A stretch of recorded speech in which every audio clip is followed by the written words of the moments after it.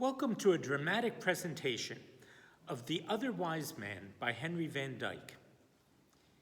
The adaptation was put together by David Bryant, and the cast is drawn from members of First United Methodist Church in Phoenixville. But first, let me tell you about the author of the story, Henry van Dyke. He himself was like three wise men all rolled up into one.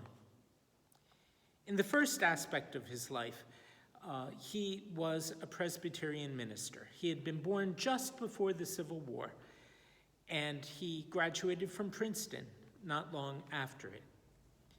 He went on and began what was a conventional but effective pastoral career that included being an advisor and a spiritual confidant to Helen Keller, and one other person that was a bit surprising, Mark Twain. He actually was the preacher at Mark Twain's funeral in 1910. And that was definitely an honor. He must have really been something to be able to hold his own with Samuel Clemens. He would shortly thereafter be tapped for his second wise man role. The president of Princeton went on to become the president of the United States, Woodrow Wilson.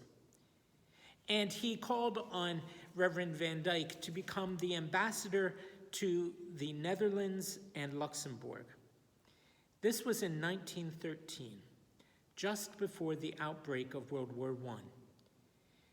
And over the course of his time in Europe, Henry van Dyke was largely working with refugees from all across the continent who were trying to find a place of safety or reach a place of safety across the ocean. It was in a war zone that he spent that time. And it is interesting that in 1896, before this had ever happened, as part of his literary career, I forgot to mention that one, he was teaching English at Princeton. He was publishing poems. He was publishing stories. And in the course of it in 1896, he published the story that we're about to hear, The Other Wise Man. And part of what happens in that story is that someone has to face the question, how to conduct himself in the midst of war and how to help people that are in danger. These were questions that Van Dyke never knew he would face in his own life. He thought things were relatively easy. In fact, one of the most joyful poems that he ever wrote is about joy. It's one we still sing. Joyful, joyful, we adore thee, God of glory, Lord of love. Hearts unfold like flowers before the opening to the sun above.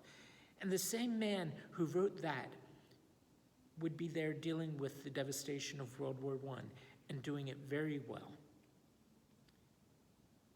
Not all of his poetry survived. I mean, it's around, it's to be found, but some of it was not very good. Some of it, however, was. And one of his poems, part of one, was actually read at Princess Diana's funeral. So in a way, he spoke at Mark Twain's funeral and Princess Diana's. How many people can say that? And so we offer you his words now as part of our celebration of Christmas, as part of our celebration of the Prince of Peace. Glory to God in the highest, and peace on earth.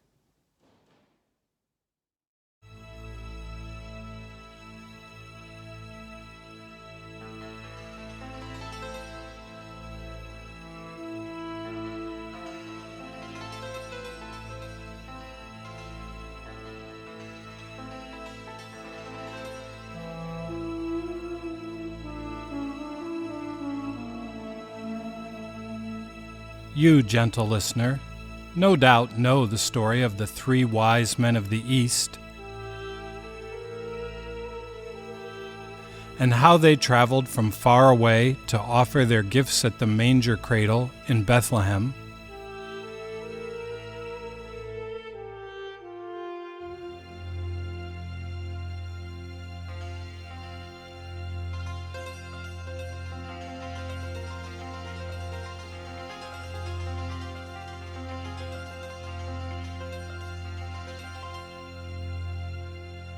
But have you ever heard the story of the other wise man, who also saw the star at its rising and set out to follow it, yet did not arrive with his brothers in the presence of the young child Jesus?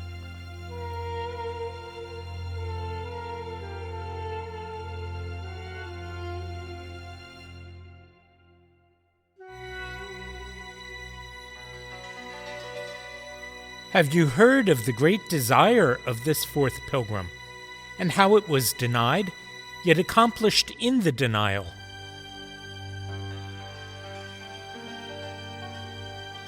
Have you heard of his many wanderings and the frustrations of his soul? Have you heard of the long way of his seeking?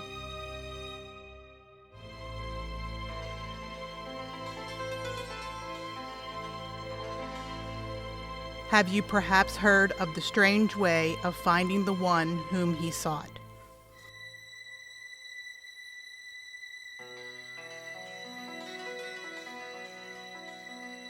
We will now tell you the tale, as we have heard the fragments of the story as it has resonated in the Hall of Dreams. We will now tell you the tale, as we have heard the fragments of the story as it has resonated in the heart of all humanity.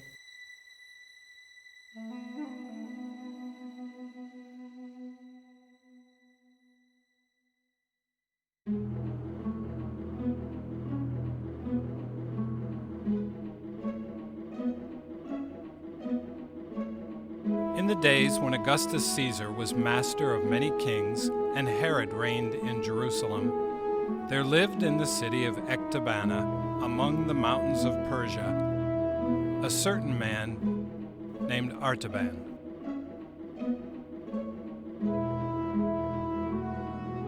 His house stood close to the outermost of the 7 walls, which encircled the royal treasury. From his roof, he could look over the rising battlements of black and white and crimson and blue and red and silver and gold to the hill where the summer palace of the Parthian emperors glittered like a jewel in a 7-fold crown.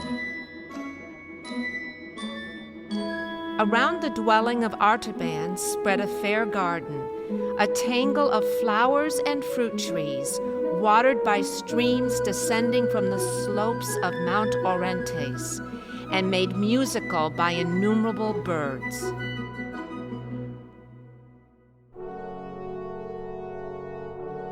But all color was lost in the soft and odorous darkness of the late September night, and all sounds were hushed in the deep charm of its silence, save the splashing of water, like a voice half sobbing and half laughing under the shadows.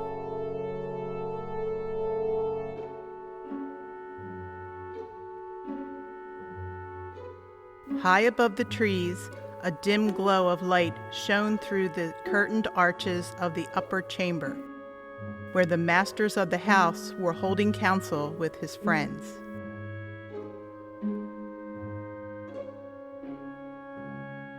He stood by the doorway to greet his guests. A tall, dark man of about 40 years, with brilliant eyes set near together under his broad brow, and firm lines graven around his fine, thin lips. The brow of a dreamer, and the mouth of a soldier.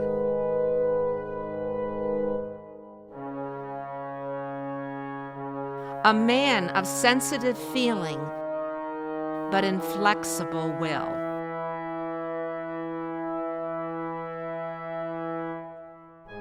One of those men who, in whatever age they may live, are born for inward conflict and a life of quest. His robe was of pure white wool, thrown over a tunic of silk, and his white pointed cap with long lapels at the side rested on the long flowing black hair. It was the dress of the ancient priesthood of the Magi, called the fire worshippers.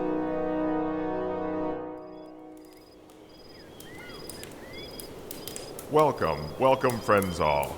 Welcome, Abdus, peace be with you, Rhodapses and Tigranes, and with you, my dear father, Abgarus.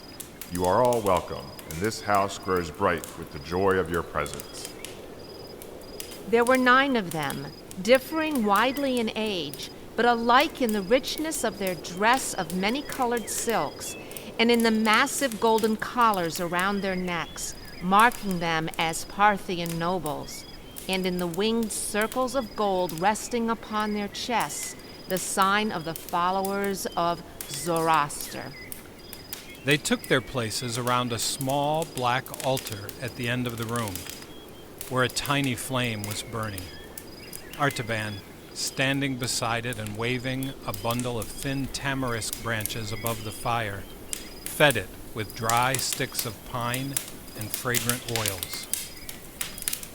Then he began the ancient chant of Asana, and the voices of his companions joined in the beautiful hymn to Ahura Mazda.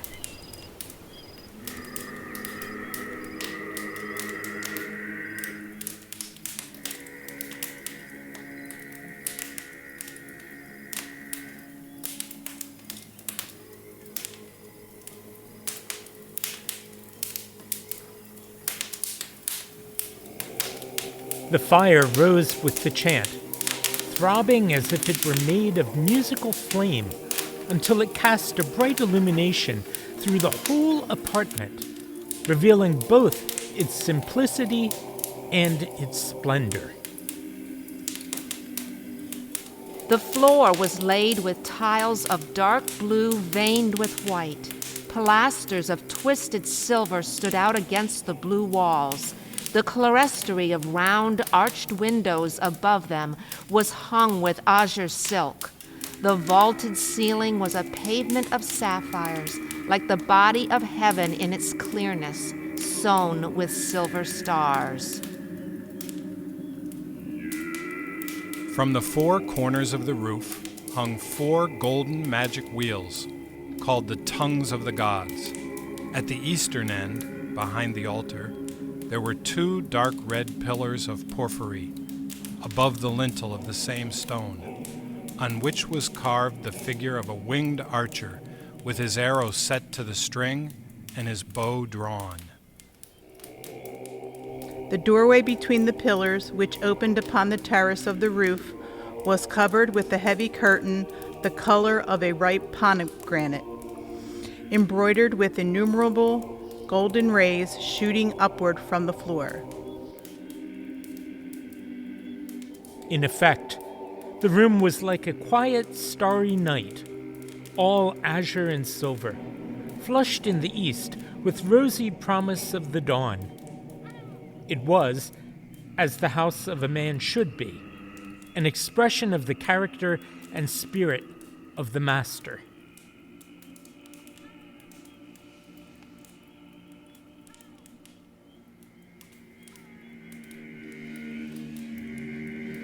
Artaban turned to his friends when the song was ended and invited them to be seated on the divan at the western end of the room. You have come tonight at my call, as the faithful scholars of Zoroaster, to renew your worship and rekindle your faith in the God of purity, even as this fire has been rekindled on this altar.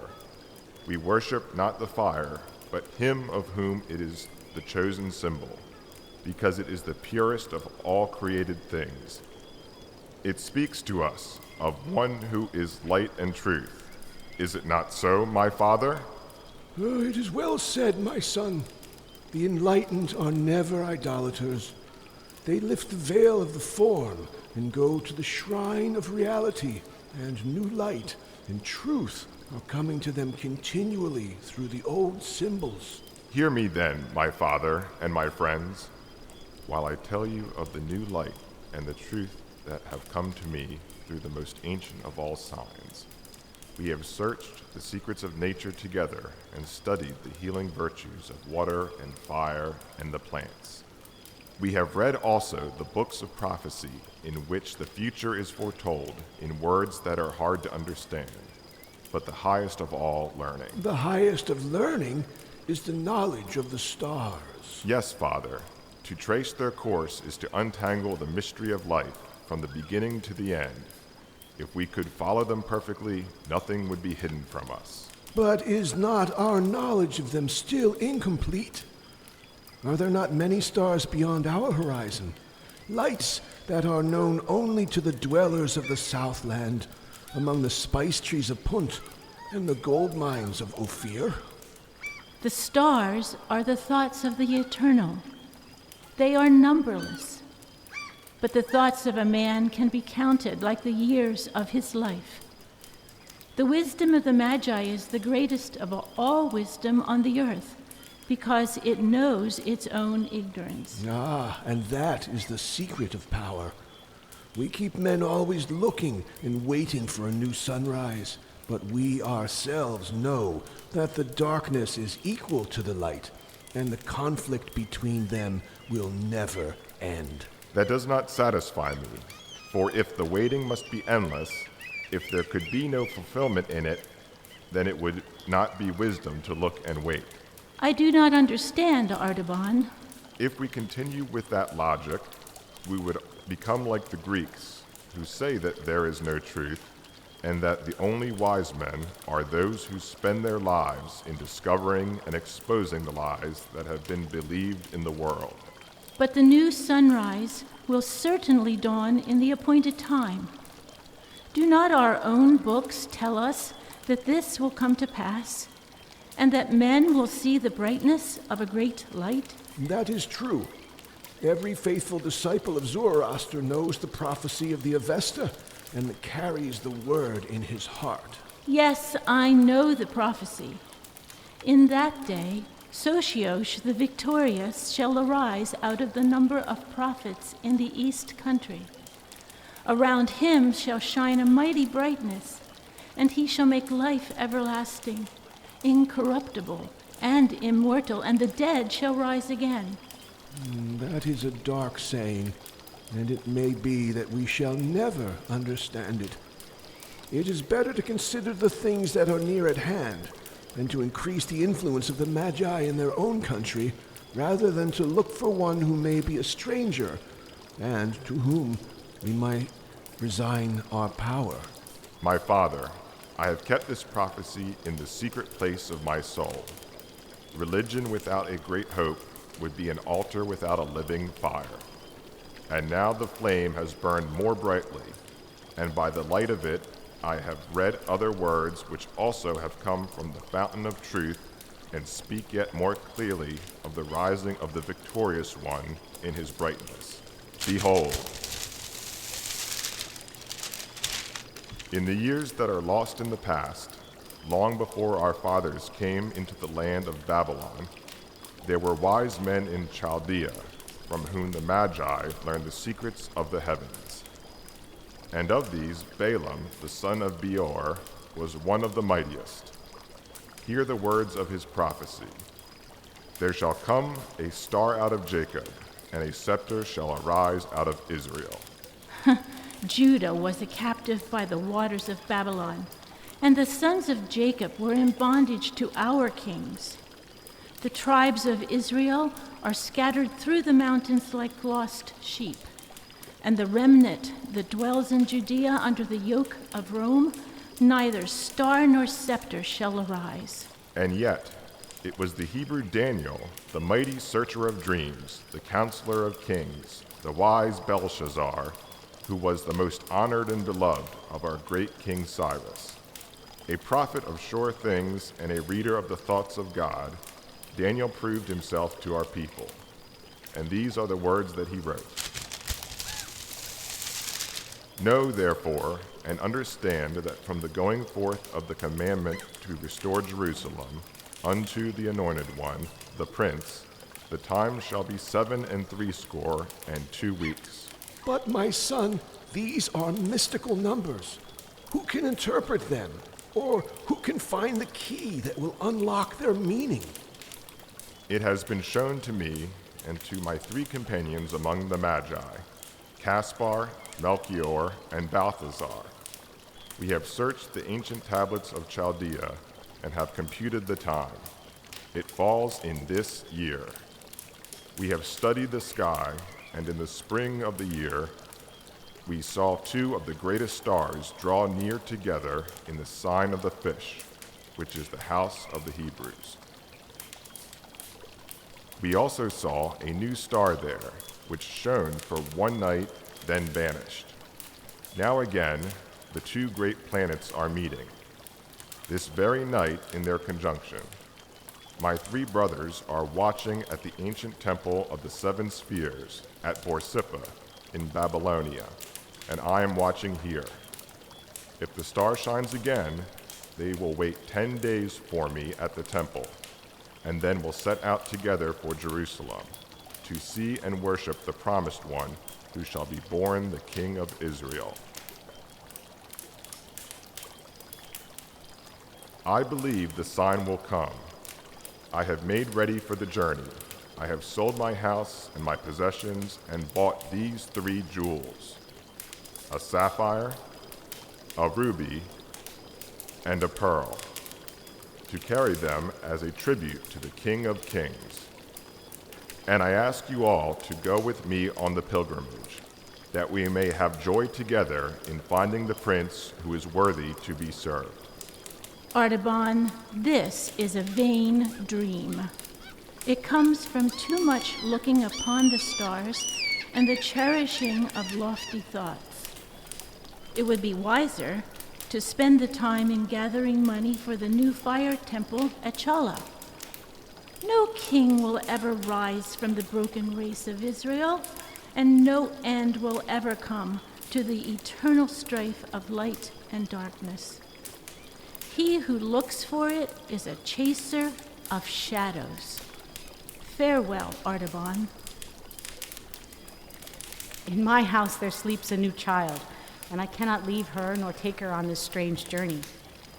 This quest is not for me, but may thy steps be prospered wherever you go. So farewell, Artaban. Blessing on you and your quest. I am ill and unfit for hardship. But there is a man among my servants whom I will send with you when you leave, to bring me word on how your journey is progressing. My son, it may be that the light of truth is in the sign that has appeared in the skies, and that it will surely lead to the prince and his mighty brightness. Or it may be that it is only a shadow of the light, as Tigranes has said, and then he who follows it will have only a long pilgrimage and an empty search. But it is better to follow even the shadow of the best than to remain content with the worst. And those who would see wonderful things must often be ready to travel alone. Will you not go with me on my quest, my father? Oh, Artaban, I am far too old for this journey, but my heart shall be a companion of the pilgrimage day and night, and I shall know the end of your quest. Go in peace, my son. Go in peace. So, one by one, they went out of the azure chamber with its silver stars, and Artaban was left in solitude. Artaban gathered up his jewels and replaced them in his belt. For a long time he stood and watched the flame that flickered and sank upon the altar. Then he crossed the hall, lifted the heavy curtain, and passed out between the dull red pillars of porphyry to the terrace on the roof. The shiver that thrills through the earth as she rouses from her night's sleep, had already begun, and the cool wind that heralds the daybreak was drawing downward from the lofty, snow-traced ravines of Mount Orontes. Birds, half wakened, crept and chirped among the rustling leaves, and the smell of ripened grapes came in brief wafts from the arbors. Far over the eastern plain, a white mist stretched like a lake, but where the distant peak of Mount Zagros serrated the western horizon, the sky was clear. Jupiter and Saturn rolled together like drops of lambent flame about to blend in one.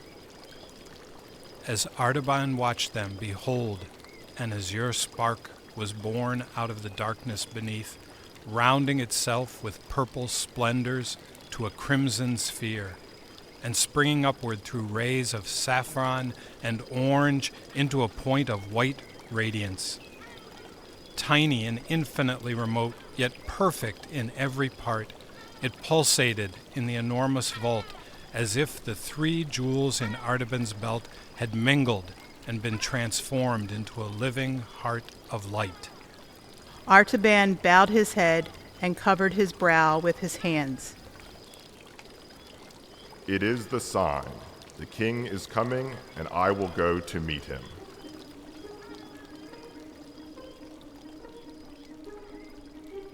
All night long, Vasta, the swiftest of Artaban's horses, had been waiting, saddled and bridled, in her stall, pawing the ground impatiently, and shaking her bit as if she shared her master's purpose, though she knew not its meaning. Before the birds had fully roused to their strong, high, joyful chant of morning song, before the white mist had begun to lift lazily from the plain, the other wise man, Artaban, was in the saddle, riding swiftly along the high road which skirted the base of Mount Orontes westward. Then, through the keen morning air, the swift hoofs beat their spirited music along the road, keeping time to the pulsing of 2 hearts with the same eager desire to conquer space, to devour the distance, to attain the goal of the journey. Artaban must indeed ride wisely and well if he would keep the appointment meeting with the other magi. For the route was 150 miles, and 15 was the utmost he could travel in a day. But he knew Vasta's strength and pushed forward without anxiety, making the fixed distance every day, though he must travel late into the night and in the morning begin long before sunrise.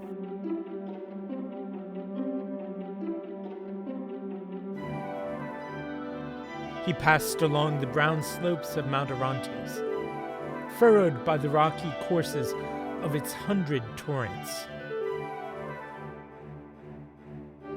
He crossed the level plains of the Niceans, where the famous herds of horses, feeding in their wild pastures, tossed their heads at Vasta's approach, and galloped away with a thunder of many hoofs.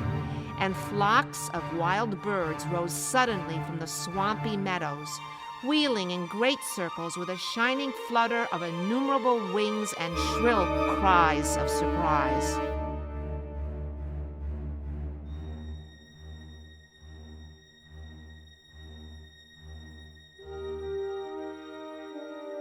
He traversed the fertile fields of Coincabar, where the dust from the threshing floors filled the air with a golden mist, half hiding the huge temple of Astarte with its 400 pillars.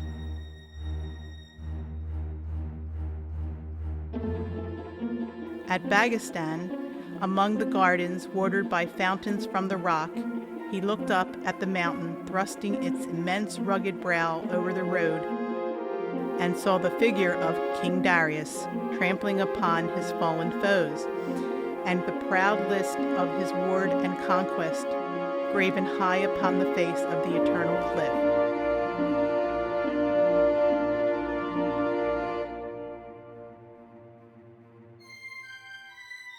Over many a cold and desolate pass, crawling painfully across the windswept shoulders of the hills. Down many a black mountain gorge,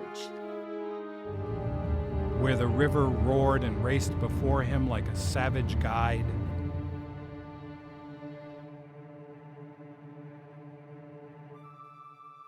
Across many a smiling vale and terraces of yellow limestone, full with vines and fruit trees.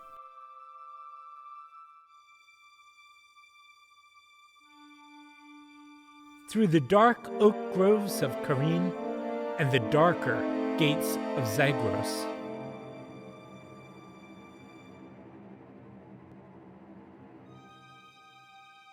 into the ancient city of Chala,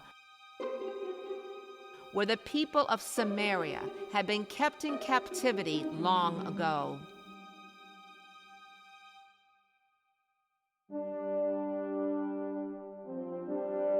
And out again by the mighty portal, riven through the encircling hills, where he saw the image of the high priest of the Magi sculptured on the wall of rock, with hands uplifted as if to bless the pilgrims. Past the entrance of the narrow defile, filled from end to end with orchards and peaches and figs, through which the river of Glindes foamed down to meet him. Across the swirling floods of the Tigris and the many channels of the Euphrates, flowing yellow through the cornlands. Artaban pressed onward until he arrived at nightfall of the 10th day, beneath the shattered walls of populous Babylon. Vazda was almost spent, and Artaban would have gladly turned into the city to find rest and refreshment for himself and for his beloved horse. But he knew that it was 3 hours' journey yet to the Temple of the Seven Spheres, and he must reach the place by midnight if he would join his waiting comrades. So he did not halt, but rode steadily across the stubble fields.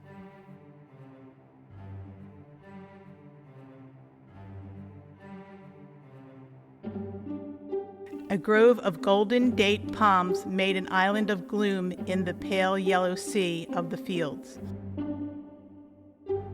As he passed into the shadow, Vazda slackened her pace and began to pick her way more carefully.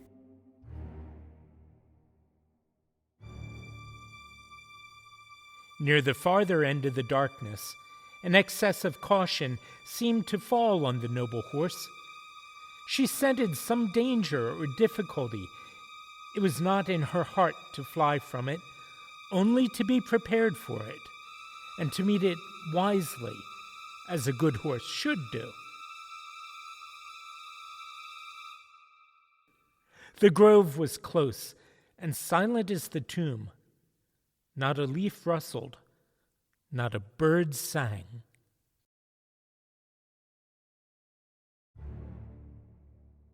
Vazda felt her steps before her delicately, carrying her head low and sighing now and then with apprehension.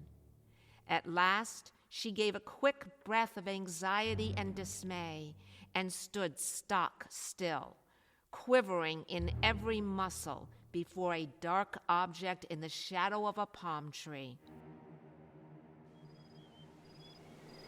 Artaban dismounted. The dim starlight revealed the form of a woman lying across the road. Her humble dress and the outline of her haggard face showed that she was probably one of the poor Hebrew exiles who still dwelt in great numbers in the vicinity. Her pallid skin, dry and yellow as parchment, bore the mark of the deadly fever which ravaged the marshlands in autumn. The chill of death was in her hand, and as Artaban released it, the arm fell back inertly upon the woman's motionless breast. Artaban turned away with a thought of pity, consigning the body to that of strange burial which the Magi deemed most fitting, the funeral of the desert, which the kikes and vultures rise on dark wings, and the beasts of prey slink furtively away, leaving only a heap of white bones in the sand. But as Artaban turned, a long, faint, ghostly sigh came from the woman's lips. The brown, bony fingers closed convulsively on the hem of Artaban's robe and held him fast. Artaban's heart leaped to his throat, not with fear, but with a silent resentment at the importunity of this blind delay. How could he stay here in the darkness to minister to a dying stranger? What claim has this unknown fragment of human life upon his compassion or his service? If he lingered here but for an hour, he could hardly reach Borsippa at the appointed time. His companions would think he had given up the journey. They would go without him. He would lose his quest. But if he went on now, the woman would surely die. If he stayed, he might save her life. Artaban's spirit throbbed and fluttered with the urgency of the crisis. Should he risk the great reward of his divine faith for the single deed of human love? Should he turn aside, if only for a moment, from following the star to give a cup of cold water to a poor, perishing Hebrew? God of truth and purity, direct me in the holy path, the only way of wisdom which only thou knowest. Artaban turned back to the sick woman.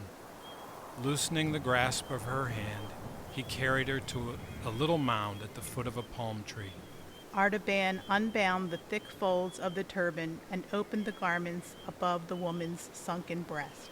Artaban brought water from one of the small canals nearby and moistened the poor Hebrew's brow and mouth. Artaban mingled a draught of one of those simple but potent remedies which he always carried with him. For the Magi were physicians as well as astrologers, and poured it slowly between the colorless lips. Hour after hour, Artaban labored as only a skillful healer can do, and at last, the Hebrew's strength returned. She sat up and looked about her. Who are you? And why have you sought me here? Why have you bothered to restore me to health and bring life back into my dying frame? I am Artaban, the Magi, from the city of Ecbatana, and I am traveling to Jerusalem in search of the one who is to be born King of the Jews, a great prince and deliverer of all mankind. I dare not delay any longer on my journey, for the caravan that has waited for me may depart without me. But see, here is all I have left of bread and wine, and here is a portion of healing herbs. When your strength is restored, you can find the dwellings of the Hebrews among the houses of Babylon.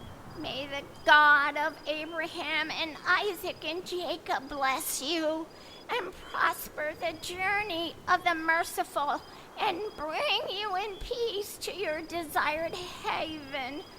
But stay, I have nothing to give you in return, only this. I can tell you where the Messiah must be sought, for our prophets have said that he should be born not in Jerusalem, but in Bethlehem of Judah. May the Lord bring you in safety to that place, because you have pity on the sick and dying. It was now long past midnight. Artaban rode in haste, and Vazda, restored by the brief rest, ran eagerly through the silent plain and swam the channel of the river. she put forth the remnants of her strength and fled over the ground like a gazelle. But the first beam of the sun sent her shadow before her as she entered upon the final mile of the journey. And the eyes of Artaban, scanning the great mound of Nimrod and the temple of the seven spheres, could discern no trace of his friends. Artaban rode swiftly around the hill. He dismounted and climbed to the highest terrace, looking out towards the west. The vast desolation of the marshes stretched away to the horizon and the border of the desert. Bitterns stood by the stagnant pools, and the jackals skulked through the low brushes. But there was no sign of the caravan of wise men, near or far. At the edge of the terrace, Artaban saw a little cairn of broken bricks, and under them a piece of parchment. He picked it up and read. We have waited past midnight. We can delay no longer. We go to find the king. Follow us across the desert. How can I cross the desert with no food and a spent horse? I must return to Babylon, sell my sapphire, and buy a train of camels, as well as food and provisions for the journey. I may never catch up with my friends. Only God the Merciful knows whether I shall not lose the sight of the king because I delayed to show mercy to the Hebrew. So Artaban mounted the exhausted Vasta, and, tired and saddened, hastened toward Babylon. Artaban continued on his dreary and lonely journey, passing over the dreary undulations of the desert, high upon the back of his camel, rocking steadily onward like a ship over the waves. The land of death spread its cruel net around him. The stony wastes bore no fruit but briars and thorns. The dark ledges of rock thrust themselves above the surface here and there like the bones of perished monsters. Arid and inhospitable mountain ranges rose before him, furrowed with dry channels of ancient torrents, white and ghastly as scars on the face of nature. Shifting hills of treacherous sand were heaped like tombs along the horizon.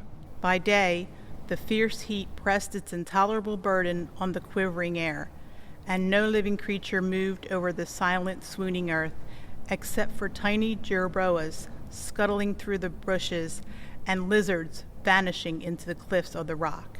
By night, the jackals prowled and barked in the distance, and the lion made a black ravine echo with his hollow roaring, while a bitter, blighting chill followed the fever of the day. Through the heat and the cold, Artaban pressed steadily onward. But all was not death and decay. Artaban looked about him and saw the gardens and orchards of Damascus, watered by the streams of Abana and Pharpar, with their sloping swards inlaid with fantastic blooms and their thickets filled with myrrh and roses. Artaban also saw the long, snowy ridge of Hermon and the dark groves of cedars, and the valley of the Jordan, and the blue waters of the lake of Galilee, and the fertile plains of Esdraelon, and the hills of Ephraim, and the highlands of Judah. Artaban moved steadily onward until he arrived in the town of Bethlehem. And it happened to be the third day after his 3 brother wise men had come to the stable and found Mary and Joseph with their young child, and had laid their gifts of gold, frankincense, and myrrh at his feet. Then Artaban, the other wise man, drew near, weary but full of hope, bearing his ruby and his pearl to offer to the infant king. For now, at last, I shall surely find him, though it may be alone, and later than my brother Magi. This is the place of which the Hebrew exile I helped told me that the prophets had spoken, and here I shall behold the rising of the great light. but I must inquire about the visit of my brother Magi, and to what house the star directed them, and to whom they presented their tribute and gifts.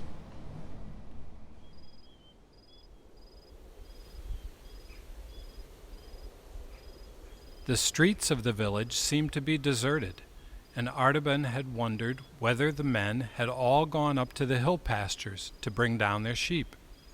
From the open door of a lone stone cottage, he heard the sound of a woman's voice singing softly. Artaban entered the cottage and found a young mother hushing her baby to sleep. Who are you, and what do you want with me or my child? Peace be with you, my lady.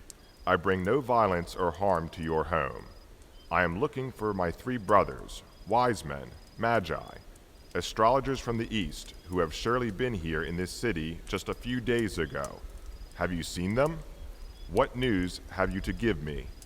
I have seen marvelous strangers here from the far east, who appeared in the village not 3 days ago, and how they said that a star had guided them to a place where Joseph of Nazareth was lodging with his wife and her newborn child.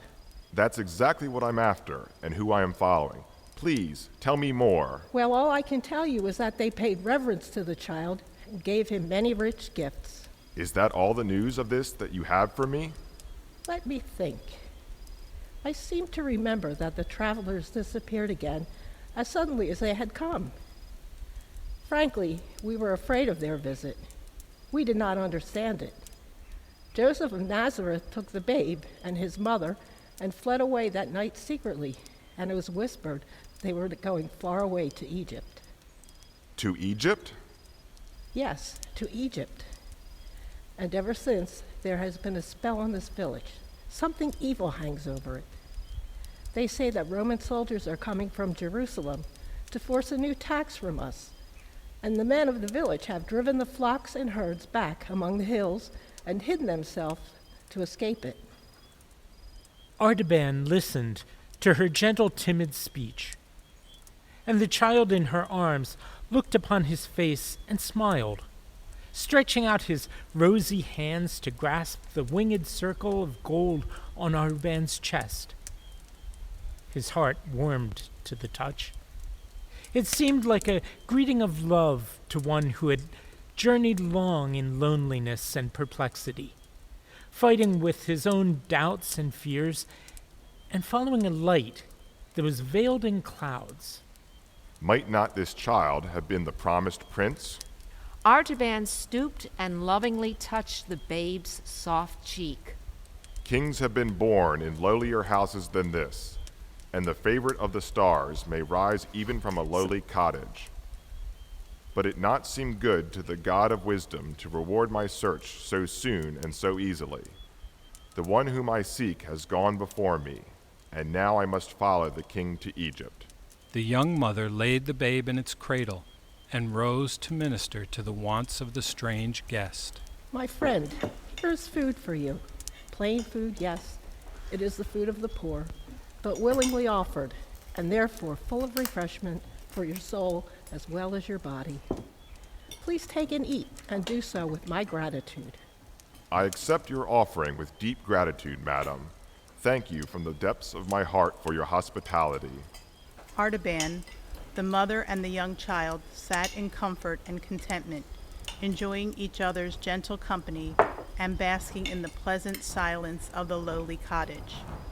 Suddenly, there came the noise of a wild confusion and the uproar in the streets of the village, a shrieking and wailing of women's voices. A clangor of brazen trumpets and a clashing of swords and a desperate cry. The soldiers! They're killing our children! They're killing our children! The young mother's face grew white with terror. She clasped her child to her bosom and crouched motionless in the darkest corner of the room, covering her baby with the folds of her robe, lest he should wake and cry out. But Artaban went quickly and stood in the doorway of the house. His broad shoulders filled the portal from side to side, and the peak of his cap all but touched the lintel. The soldiers came hurrying down the street with bloody hands and dripping swords. At the sight of the stranger in his imposing dress, they hesitated with surprise. The captain of the soldiers approached Artaban. Move aside, I say. I move for no man. Do you hear me? No man. Artaban's face was as calm as though he were watching the stars, and in his eyes burned that steady radiance before even the half-tamed hunting leopard shrinks, and the fierce bloodhound pauses in his leap. In a word, Artaban's power and majesty stunned the captain. I am alone in this place, and I am waiting to give this precious jewel to the prudent captain who will leave me in peace. Artaban showed the captain the ruby, glistening in the hollow of his hand like a great drop of blood. The captain was amazed at the splendor of the gem. The pupils of his eyes expanded with desire, and the lines of greed wrinkled around his lips. He stretched out his hand and took the ruby. March on. There's no child here in this house. This house is still. The clamor and the clang of arms passed down the street as the headlong fury of the chase sweeps by the secret covert where the trembling deer is hidden. Artaban re-entered the cottage. He turned his face to the east and he prayed. God of truth, forgive my sin. I have said the thing that is not, to save a little child, have lied to the soldiers, and 2 of my gifts for the child king are gone. I have spent for man that which was meant for God. Shall I ever be worthy to see the face of the king?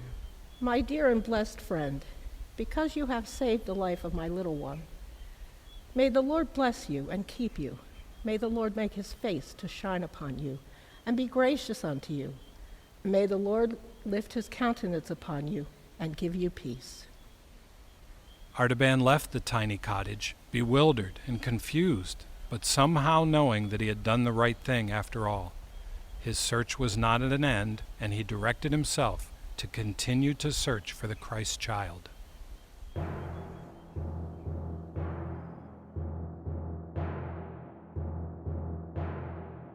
The years of Artaban were flowing very swiftly now, and he continued to search for the infant king. Artaban moved among the throngs of men in populous Egypt, seeking everywhere for traces of the household that had come down from Bethlehem, and finding them under the spreading sycamore trees of Heliopolis, and beneath the walls of the Roman fortress of New Babylon beside the Nile.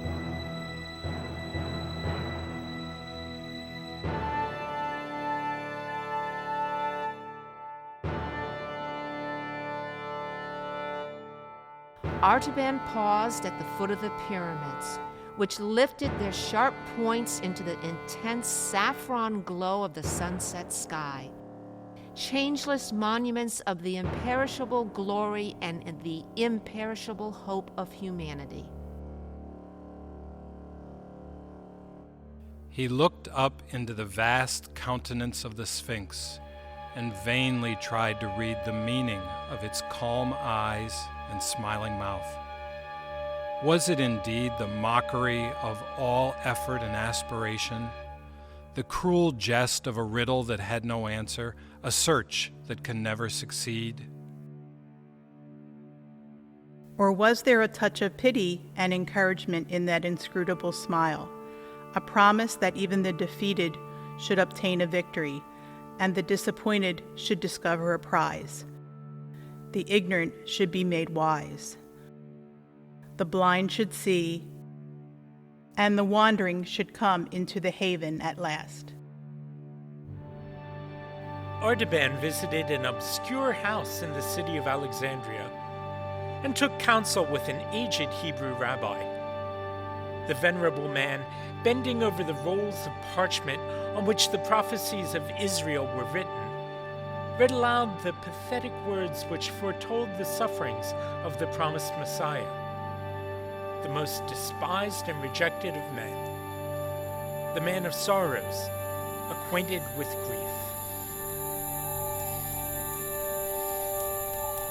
And remember, my son, the king whom you are seeking is not to be found in a palace, nor among the rich and powerful.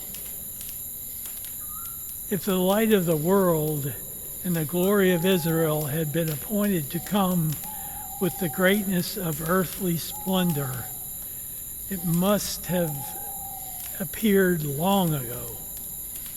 For no son of Abraham will ever again rival the power which Joseph had in the palace of Egypt, or the magnificence of Solomon, thrown between the lions in Jerusalem.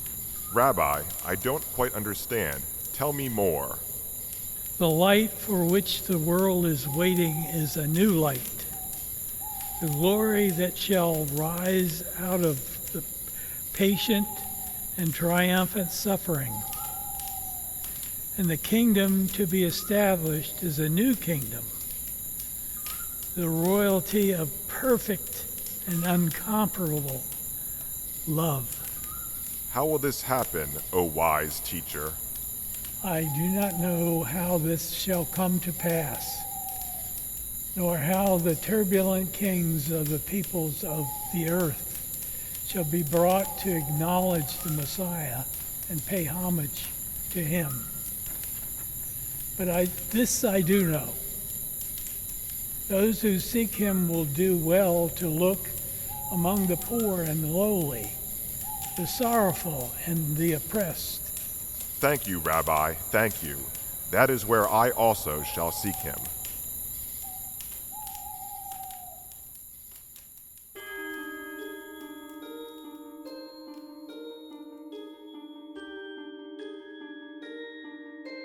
So Artaban traveled from place to place, searching among the peoples of the dispersion, with whom the little family from Bethlehem might, perhaps, have found a refuge.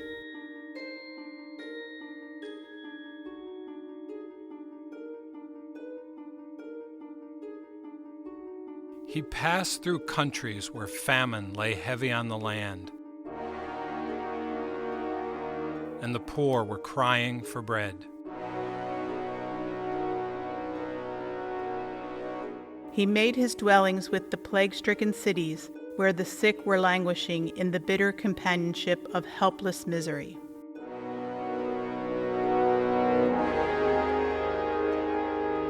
He visited the oppressed and the afflicted in the gloom of subterranean prisons and the crowded wretchedness of slave markets and the weary toil of galley ships.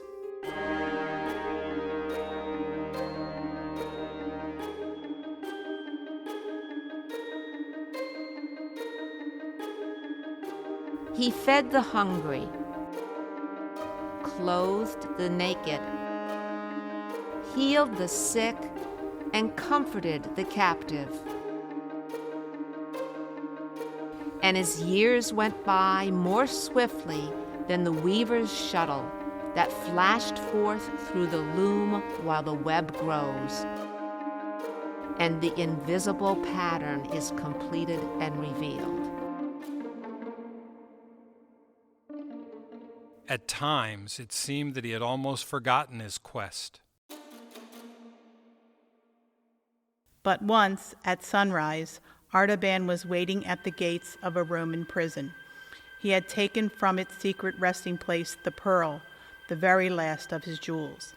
As Artaban looked at the beautiful pearl, a mellower luster, a soft and iridescent light full of shifting gleams of azure and rose trembled upon its surface. The pearl seemed to have absorbed some of the colors of the lost sapphire and ruby. So the profound, secret purpose of a noble life draws into itself the memories of past joy and past sorrow. All that helped it, all that hindered it, is transfused by a subtle magic into its very essence. It becomes more luminous and precious the longer it is carried close to the warmth of a beating heart. This pearl was to be the ultimate pearl of great price for Artaban.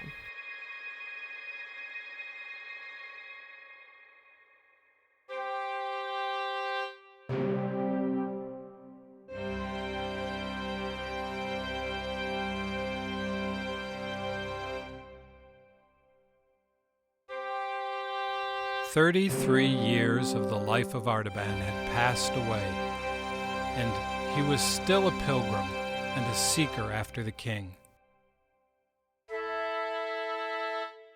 His hair, once darker than the cliffs of Zagros, was now white as the wintry snow that covered them.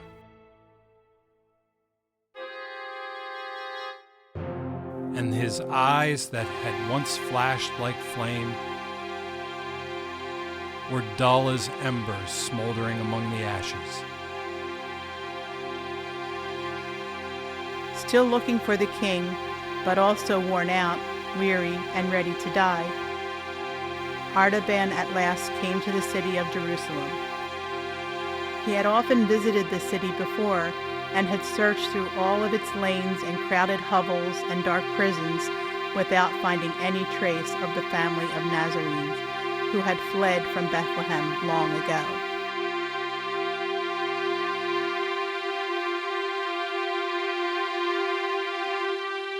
But now it seemed that he must make one more effort, and something whispered in his heart that at last he might just succeed.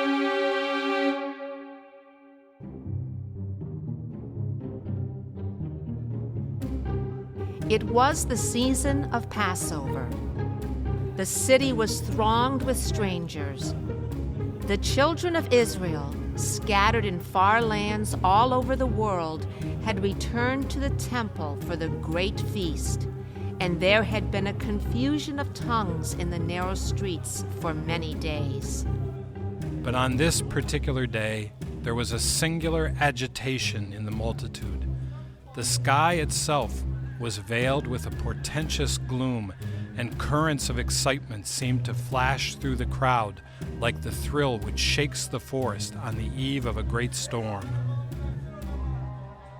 A secret tide was sweeping them all one way, the clatter of sandals and the soft, thick sounds of thousands of bare feet shuffling over the stones,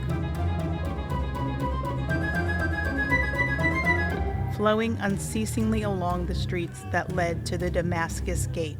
Artaban joined company with a group of people from his own country, Parthian Jews who had come up to keep the Passover, and inquired of them the cause of the tumult and where they were going. We are going to the place called Golgotha, outside the city walls. Yes, there is to be an execution. A real live execution. Have you not heard about what happened? No, I have not. I have been traveling, you see. Well, 2 famous robbers are to be crucified, and with them another called Jesus of Nazareth. Jesus of Nazareth? Yes, Jesus of Nazareth. Who is this man? He is a man who has done many wonderful works among the people, so that they love him greatly. But the priests and the elders have said that he must die, because he has claimed to be the Son of God. Yes, and Pontius Pilate has sent him to the cross, because he said that he was king of the Jews. How strangely these familiar words fell upon the tired heart of Artaban. They had led him for a lifetime over land and sea, and now they came to him darkly and mysteriously like a message of despair. The king had arisen, but he had been denied and cast out. The king was about to perish. Perhaps he was already dying. Could it be the same one who had been born in Bethlehem 33 years ago, at whose birth the star had appeared in the heavens, and of whose coming the prophets had spoken? The ways of God are stranger than the thoughts of humans, and it may be that I shall find the king at last in the hands of his enemies, and shall come in time to offer my pearl for his ransom before he dies. So Artaban, aged and bent with time and grief, followed the multitude with slow and painful steps toward the Damascus gate of the city. Just beyond the entrance to the guardhouse, a troop of Macedonian soldiers came down the street, dragging a young girl with a torn dress and disheveled hair. Hey, let me go! Get her! Let go of me! Grab her, quick! As Artaban paused to look at her with compassion, she broke suddenly from the hands of her tormentors and threw herself at his feet, clasping him around the knees. She had seen his white cap and the winged circle of the Magi on his chest. Have pity on me! Have pity on me! Save me, oh save me for the sake of God of purity.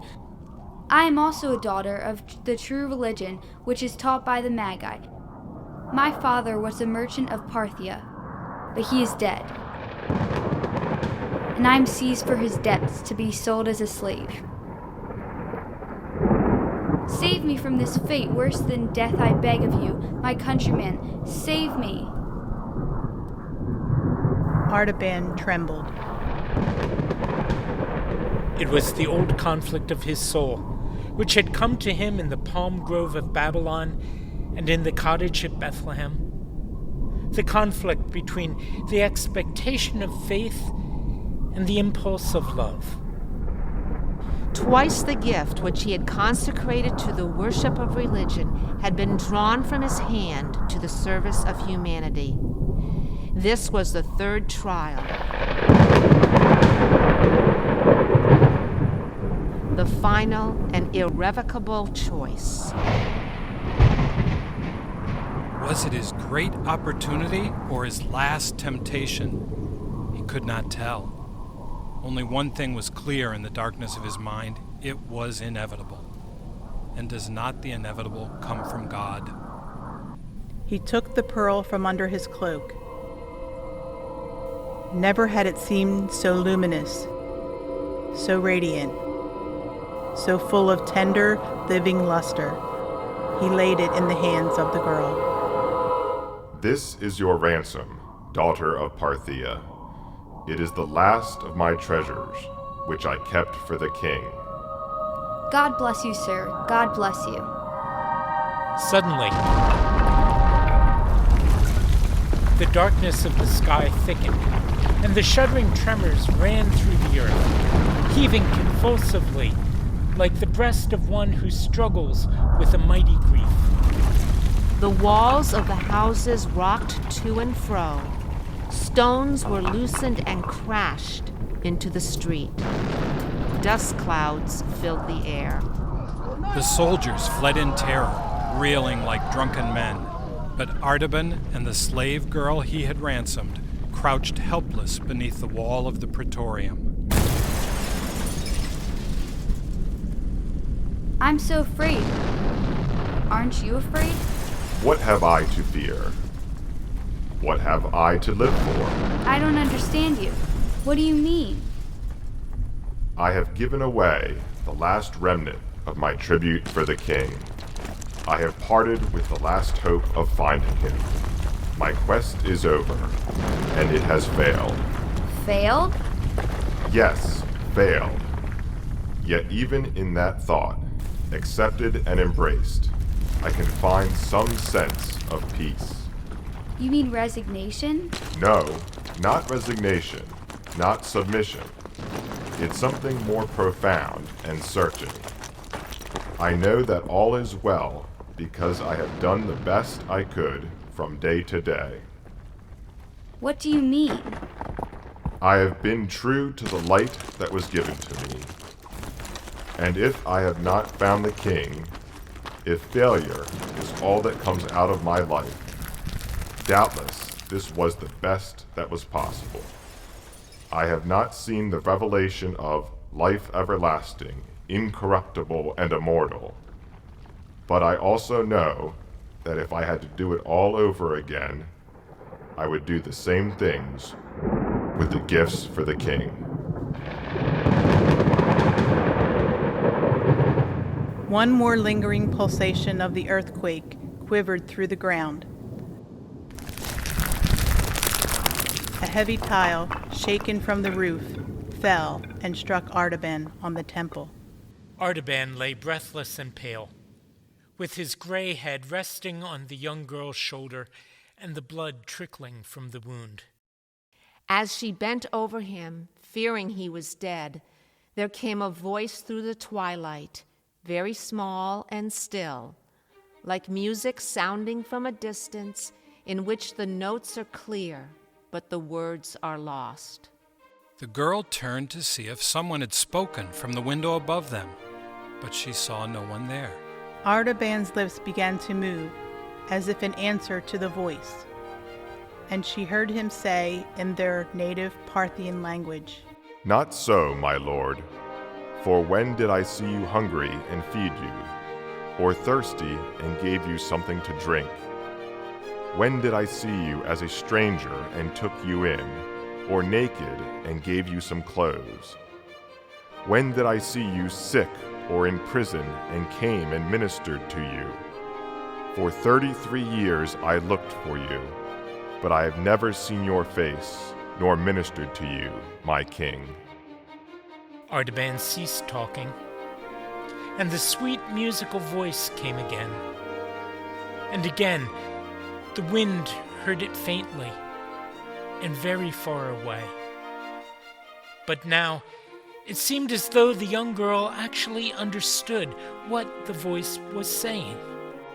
"Truly, I say to you, inasmuch as you have done these things for the least of my brothers and sisters, you have done them to me." A calm radiance of wonder and joy lighted the pale face of Artaban, like the first ray of dawn on a snowy mountain peak. One long, last breath gently exhaled from his lips, and Artaban was still. His journey was ended. His treasures were accepted. Artaban, the other wise man, had finally found the king.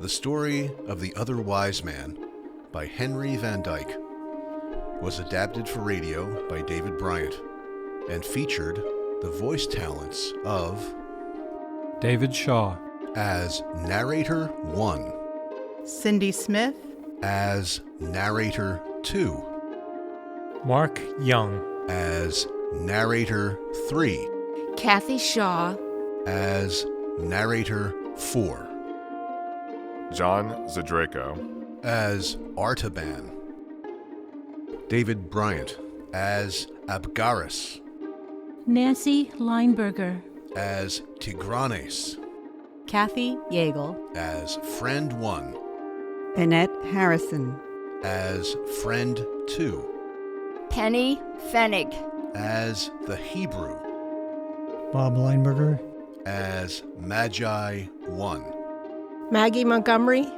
as Mother, Kathy Yeagle as Woman, Stephen Newsham as Captain, Charles Fulton as Rabbi, Mary Fulton, as Parthian 1, Dawn Michael, as Parthian 2, Jane Murray, as Parthian 3, Mark Young as Parthian 4, Olivia Zavarik, as Girl, Gabe Zavarik, as the Roman soldier, Bill Michael, as the voice of Jesus.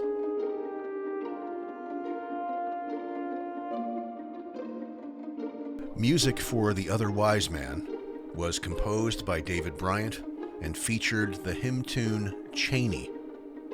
Words by Mark Young. Written in memory of Blake Cheney. Merry Christmas and blessings of peace and hope from First United Methodist Church of Phoenixville, Pennsylvania, December 2020.